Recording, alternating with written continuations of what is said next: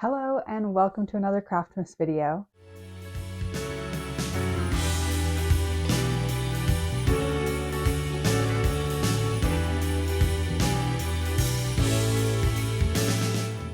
I can't believe that we're already halfway through the month and halfway through Craftmas. I've been having so much fun making these videos and making these projects. Definitely been putting me in the holiday spirit, and I hope it's been doing the same for you. Today, we are making one, I would argue, Christmas staple that I do not currently have in my house, and that is Christmas stockings. Like most kids who grew up with Christmas, I grew up with a Christmas stocking. My mom actually handmade all of our Christmas stockings. I think she crocheted them. They're so sweet, very much a nostalgic thing of my childhood. And as an adult, I've just never bought a stocking or made a stocking. Today, it is time to change that. I'm ready to have my adult Christmas stocking. So I'm going to be making a pair of stockings, one for me and one for my boyfriend, and I'm going to take you along with me.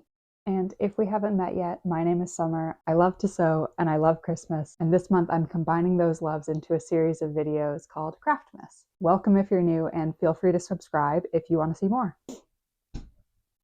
Okay, I actually planned to film this video yesterday, and then I ended up having kind of a creative crisis about what fabric I wanted to use for each of the stockings. I originally got this really cute fabric with bears on it and like little leafy bits and paw prints, and I knew that I wanted to use that for my boyfriend's stocking because he really likes bears. And when I got this, I also picked up this really cute fabric that has all of these like cats being little Christmas tricksters, which I thought was very appropriate for me because I have a cat who is a menace, especially around Christmas. But when I was looking at these two fabrics together, I just felt like they didn't go together. One of my favorite sewists here on YouTube, by Carly B, talks about fabrics being friends, and I just felt like these fabrics were not friends. Like, yes, I could make a stocking out of each of them, but I felt like they wouldn't really go together kind of as a set. And I don't need the stockings to be matching perfectly. Like, I don't want them to be exactly the same,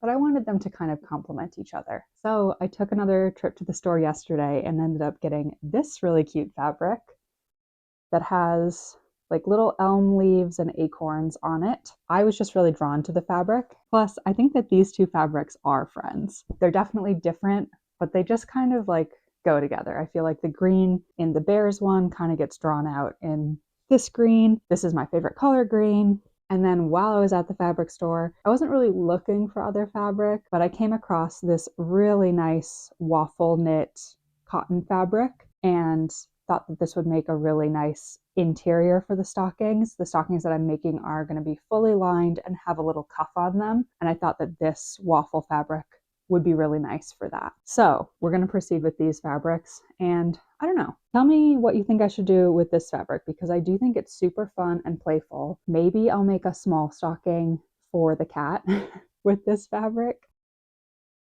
but let me know if you have any ideas, because I definitely want to use it somehow. So I am following a pattern for this project. Although it's a pretty simple shape, I thought it would just be a lot easier to follow a pre-made pattern. And I found this super simple Christmas stocking from the website Learn, Create, Sew. And this is a free pattern. It comes in multiple sizes. I selected the large size because who doesn't want a big stocking? And something that I really liked about this pattern is that it has a built-in lining and also the classic fold over stocking cuff. It's definitely marketed as a beginner-friendly pattern, so I feel like this would be a really fun project for newer sewists to do. Could be a really good gift or just a thing that you make for your family. As a side note, if anyone has good suggestions on how you like to store your printed patterns, please let me know, because this is my current system. I just have a drawer here in the bedside table of this room, and all of my patterns are like free balling in here. Which, it's not a bad system, at least they're all in one place, but I would love to have a little bit more of a cohesive system so that I could go through them easily and find a pattern easily and make sure that I'm not losing all of the small pieces to each pattern. If you have any suggestions, please let me know.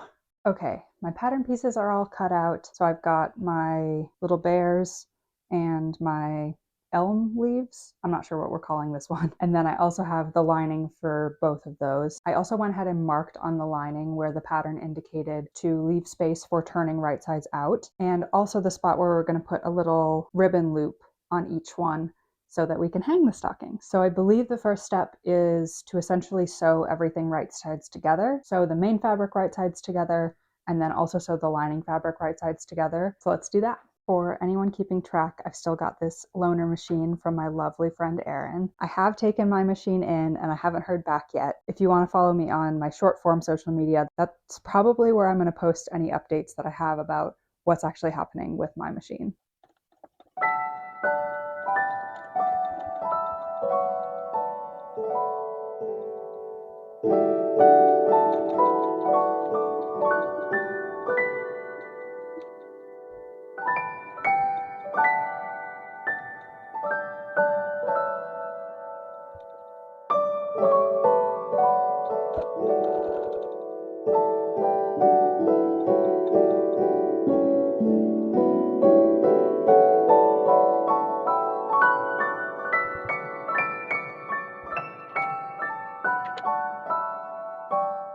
Okay, it just occurred to me that this is technically a directional fabric.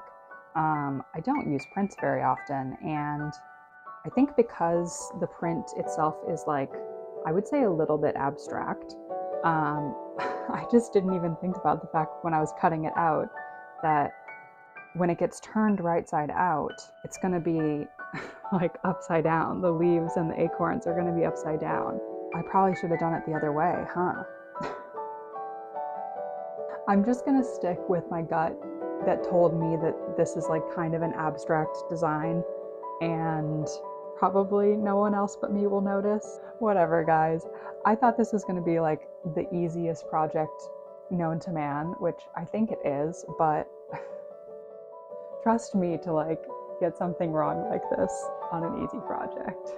Okay, the only other thing I wanted to mention for the lining fabric is this is where this little tab will be, where we'll hang the stocking.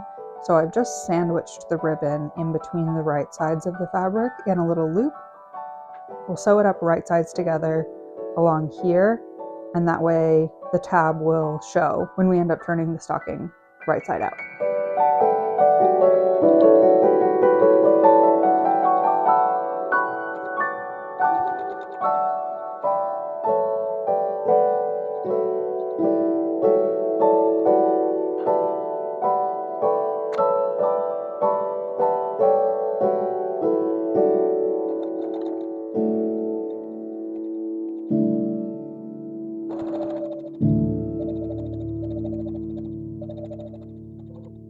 Okay, I've now got the stocking pieces sewn up right sides together for both the main fabric and for the lining for each. Now I'm going to clip the seam allowance around the edges of, especially the rounded parts of the stocking. This will really help when I go to turn it out to make sure that the curves lie flat and aren't super bulky. And then next step is putting the lining piece inside of the main piece.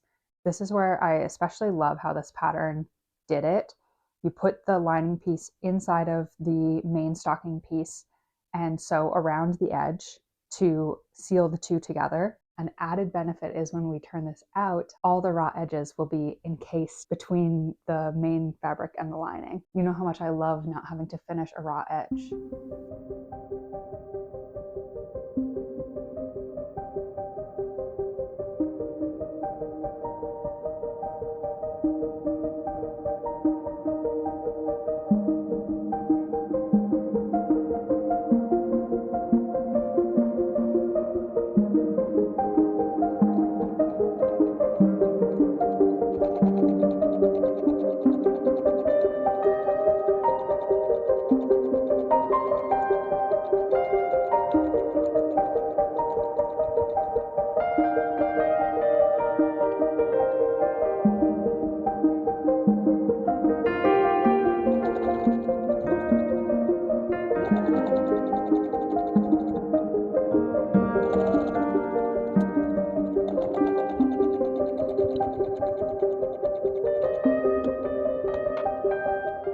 So now that I have my lining piece and my main piece sewn together, we can now do the magic trick step of this pattern. I don't know why I always liken turning things right side out to a magic trick, but something just, it feels right. Like it feels like you're pulling something out of a hat, or it's like you can't see quite what it is and then you turn it right side out and it's like, oh my gosh, I did it. So I've got my stocking here, and as you just saw, we sewed the lining to the main fabric all around the rim. So the lining is currently on the inside, and now we get to turn everything right side out like a magic trick.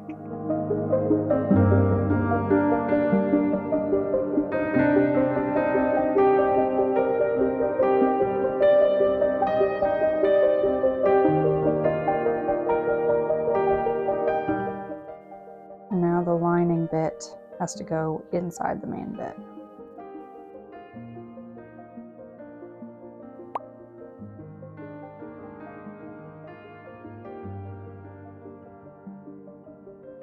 Oh wait, did I do this wrong? I think I did this wrong.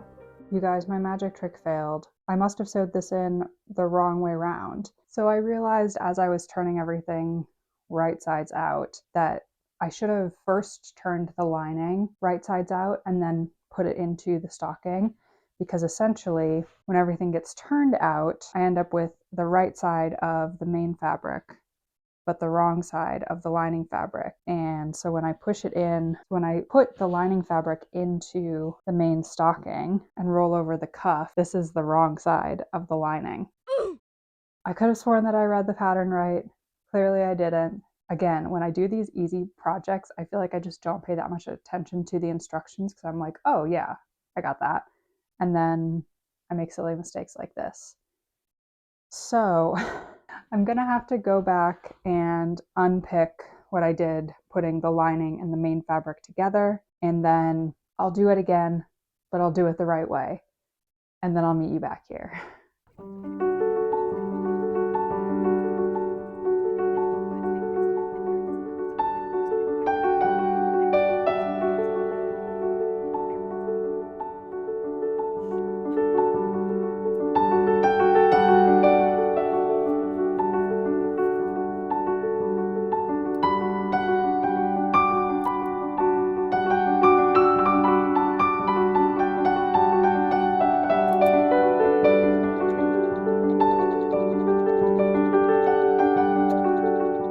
Okay, we're back with things hopefully the right way around this time. So let's try turning it out one more time.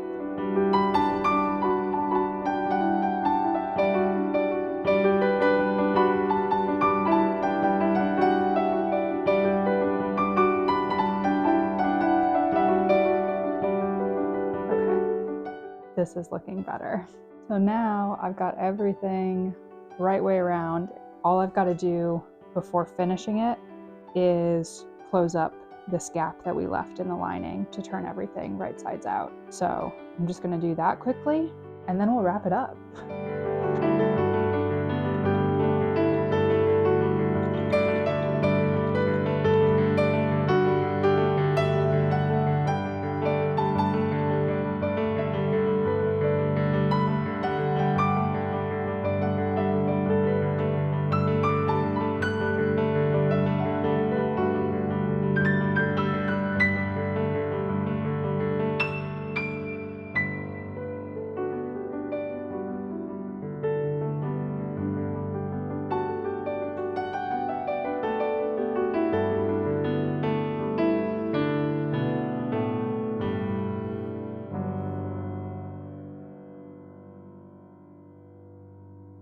We did it, you guys. This is definitely my favorite Craftmas project so far.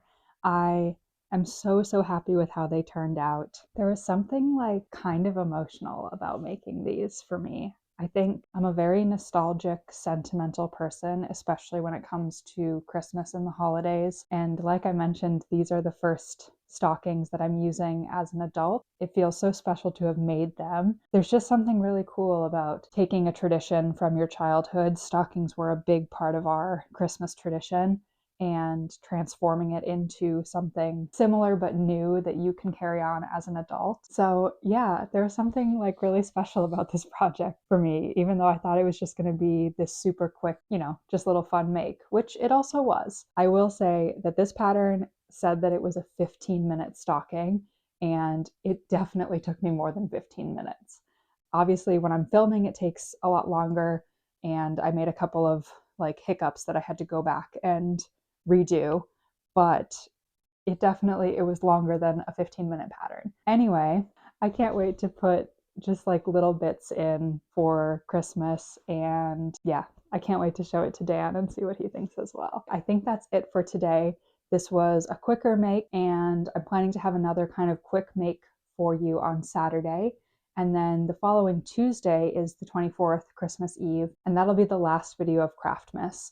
It's going really fast. I'm working super hard on all of these projects and on the editing, so I do hope you're enjoying it. Please give me a thumbs up if you liked it. Leave me a comment down below. I'm always asking you to tell me about what projects you're working on right now, which I do love to hear about that.